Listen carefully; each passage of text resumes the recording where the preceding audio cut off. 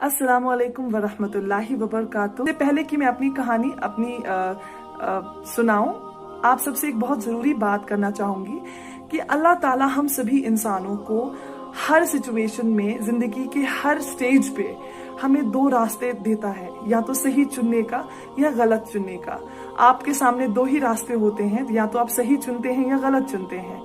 तो दरखास्त है कि जब भी आपके सामने कोई भी सिचुएशन हो, सोचें, परखें, क्योंकि कल कयामत के दिन अल्लाह ताला को हमें इसी आजादी का, जो हम फैसले लेते हैं, जो आजादी अल्लाह ताला ने हमें बख्शी है, इसी आजादी की वजह से कल हमारी पकड़ होगी। हमें जवाब देना पड़ेगा कि जब हम जानते थे कि ये सही है या गलत है, तो हमने गलत को क्यों चुना।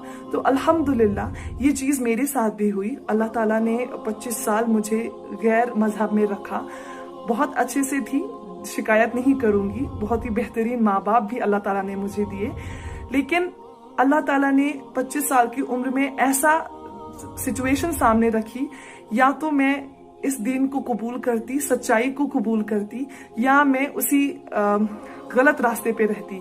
तो अल्लाह ताला की रहमत से, उन्हीं की मदद से मैं इस फैसले को ले पाई और बहुत अच्छे से कबूल कर पाई, अल्हम्दुलिल्लाह।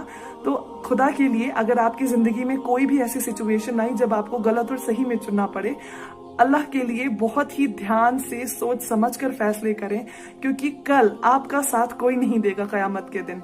उस दिन आपको अपने फैसलों के लिए खुद ही जवाब देना पड़ेगा। तो चलते हैं मेरी कहानी की तरफ। मैं बात करूंगी साल 2011 की। साल 2011 में मुझे अपनी पोस्ट ग्रेजुएशन करने के लिए अपने शहर से बहुत दूर किसी दूसरे शहर जाना था।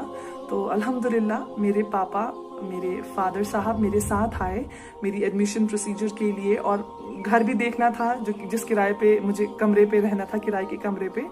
तो पापा साथ में थे मेरे। ना पापा को पता था ना मुझे पता था कि मेरी फातिमा बनने की जो रास्ता है, जो जर्नी है, जो सफर है मेरा फातिमा बनने का, वो शुरू हो चुका है।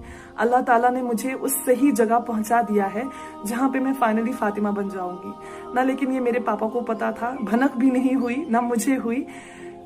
बहुत ही इमोशनल रिश्ता होता है हर औलाद का अपने माँ बाप के साथ। एज अ बेटी होने के नाते कहूंगी, बेटियों का अपने बाप के साथ बहुत ही ज्यादा इमोशनल कनेक्शन होता है।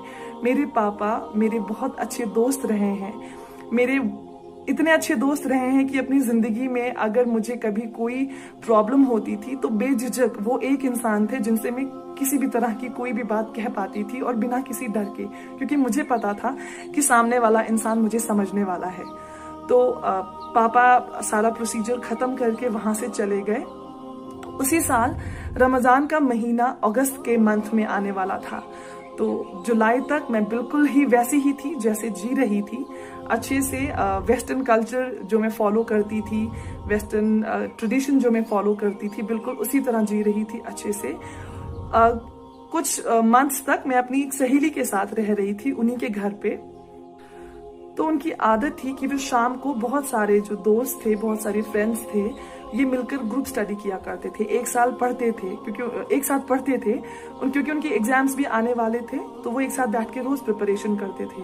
तो माशाअल्लाह रमजान आ गया, मैं वैसी ही थी जैसी थी, मुझे बदलने की क्यों जरूरत थी। तो एक दिन क्या हुआ कि वो सभी ग्रुप स्टडी कर रहे थे और मैं कमरे से बाहर निकली।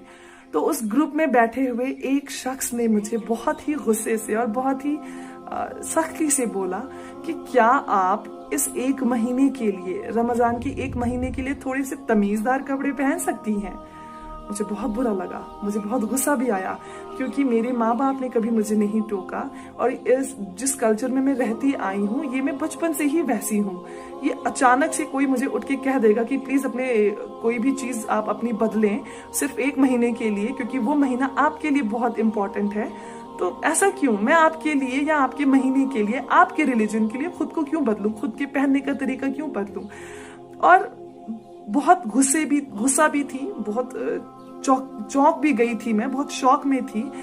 बोला मैंने कुछ नहीं, उन्हें कोई जवाब नहीं दिया, और चुपचाप मैं कमरे में वापस आ गई। कमरे में आकर मैं ये सोच रही थी कि ऐसा क्या है इस रमजान में कि ये मुझे कपड़े पहनने के ढंग को बदलने को कह रहे हैं, ऐसा क्या खास बात है। और ये मेरा शरीर है, मेरा चेहरा है, मेरे बाल हैं, मैं चाहे जिसे दिखाऊं, मैं चाहे जो मर्जी कपड़े पहनूं, इन्हें क्या ऐतराज है?